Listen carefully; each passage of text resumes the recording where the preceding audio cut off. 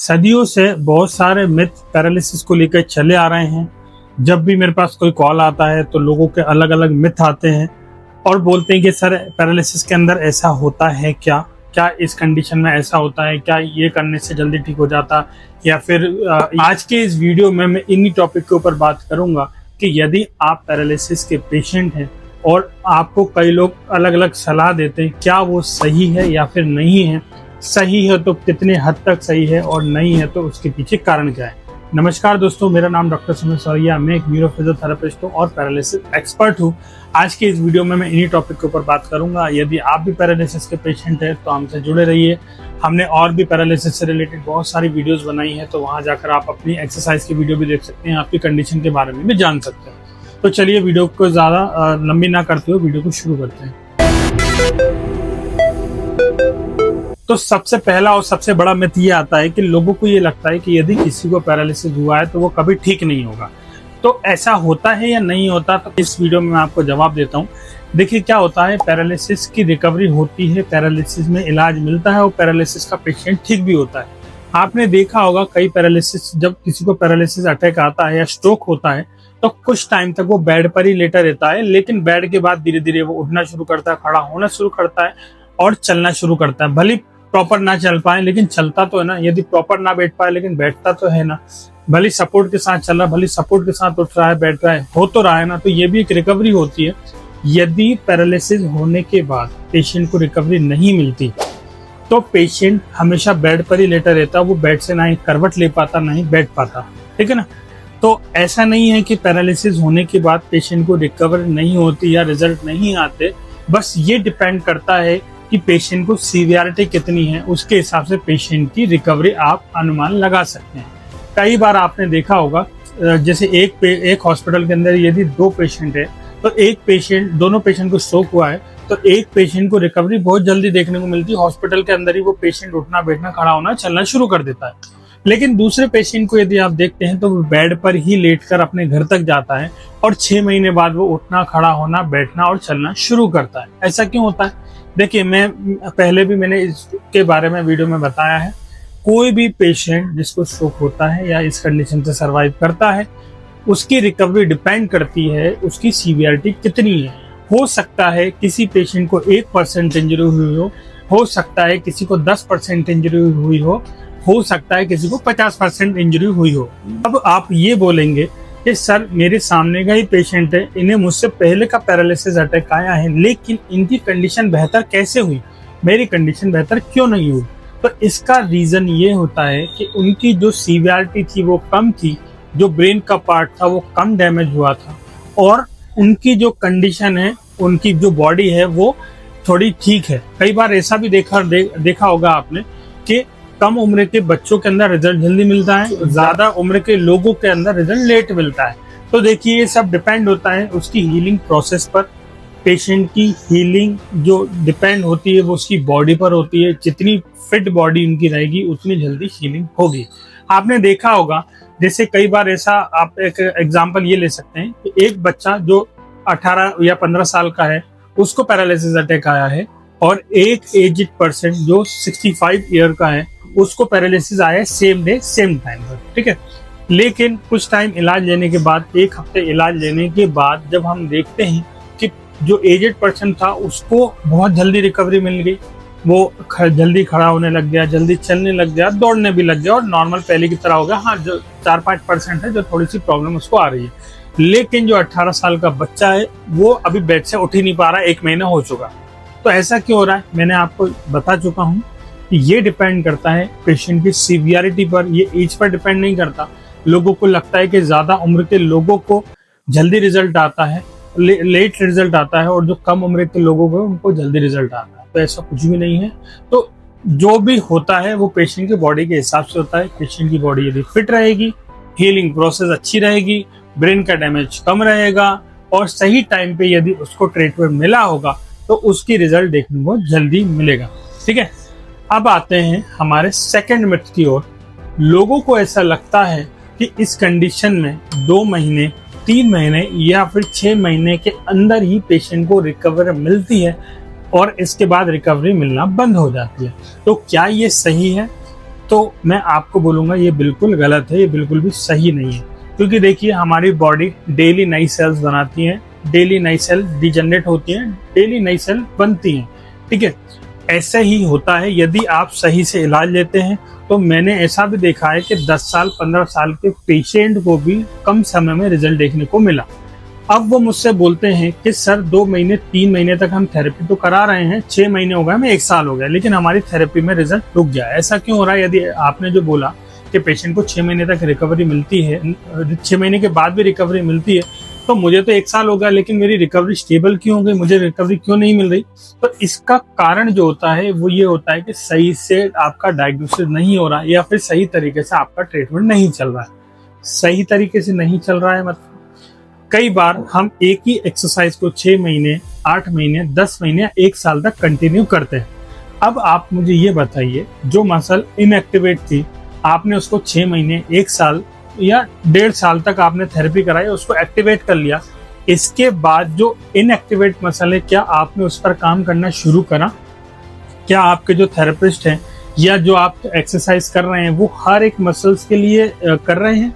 कहीं ऐसा तो नहीं जो मसल आपकी ऑलरेडी स्ट्रेंथ है, जिस मसल में ऑलरेडी पावर है, आप उसको ताकत दे रहे हो, और जो इनएक्टिवेट मसल है या वीक मसल है आप उस पर काम ही नहीं कर रहे हैं। मैक्सिमम टाइम में इसी प्रॉब्लम के कारण पेशेंट को रिकवरी नहीं मिल पाती, और पेशेंट मुझसे बोलते कि सर मैं तो 1 साल से थेरेपी करा रहा हूँ लेकिन मुझे रिजल्ट नहीं मिल रहा है, तो अब मैं क्या करूँ? तो देखिए इसका सीधा सिंपल सा इलाज है।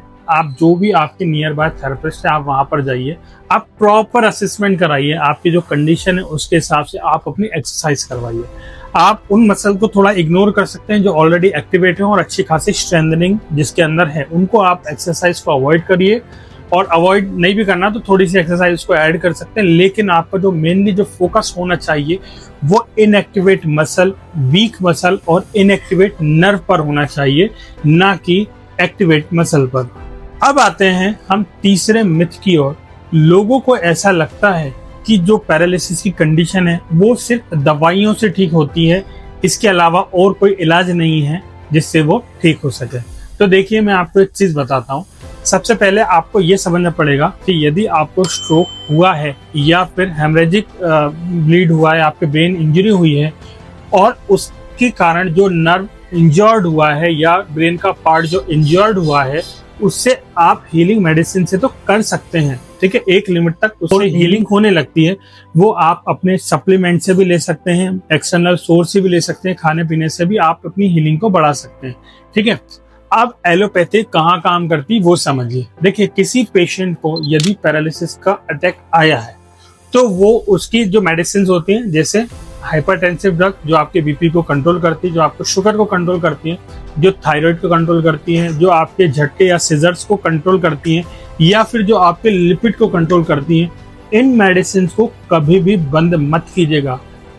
कोई भी डॉक्टर आपके पास आकर कितना भी बोले, आपका बीपी भले कितना भी न्यूट्रल रहे, मैनेज रहे, आपका शुगर मैनेज रहे, आप अपने डॉक्टर से कंसल्ट कराकर इन मेडिसिन को कंटिन्यू ही रखिएगा।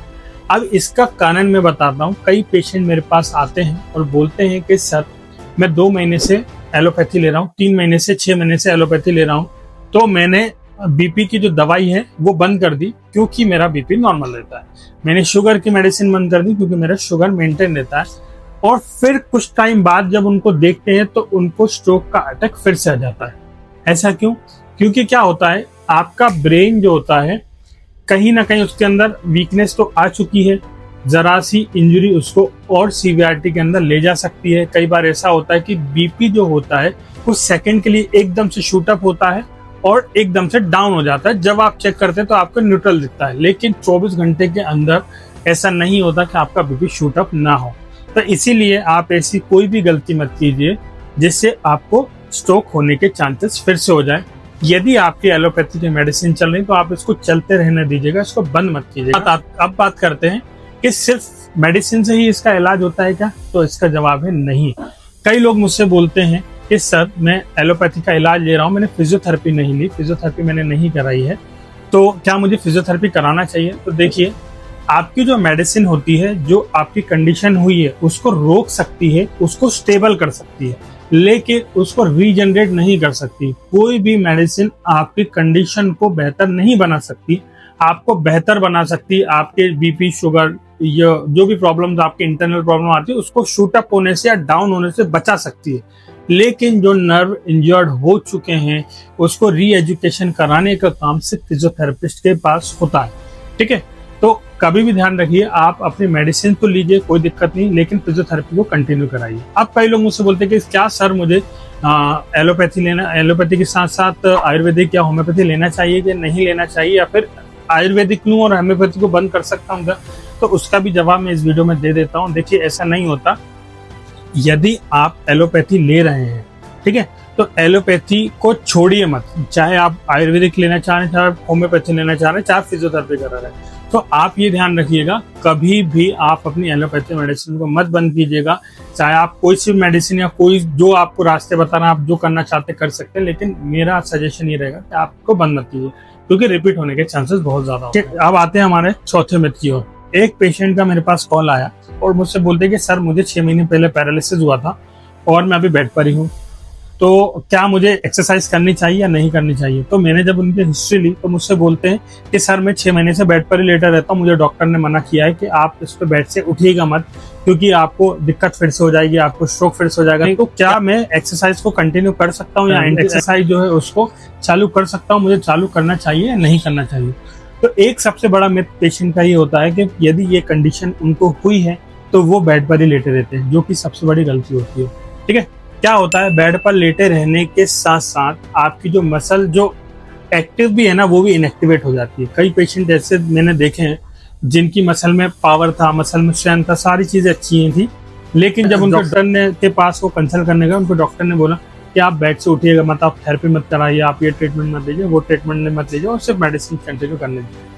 तो ऐसा नहीं होता। यदि आप बेड पर लेटे रहें तो बेड पर लेटने पर बहुत सारे कॉम्प्लिकेशंस होते हैं, जिसमें सबसे बड़ा कॉम्प्लिकेशन जो होता है वो बेड सोर्स का होता है। बेड सोर्स के साथ साथ आपका मसल इनएक्टिवेशन का होता है, जॉइंट फ्यूजन का होता है। देखिए, पेशेंट की ही बात नहीं करूंगा, यदि आप नॉर्मल पर्सन भी हैं तो 6 महीने यदि आप बेड पर लेटे रहेंगे तो भी आप देखेंगे कि आपके शरीर में घाव बनना शुरू हो जाएंगे, आपके जो जॉइंट है वो स्टिफ हो जाएंगे, आपकी मसल बहुत ज्यादा कमजोर हो जाएगी, और आप जब बेड से 6 महीने से उठने की कोशिश करेंगे तो आप बैठ भी नहीं पाएंगे।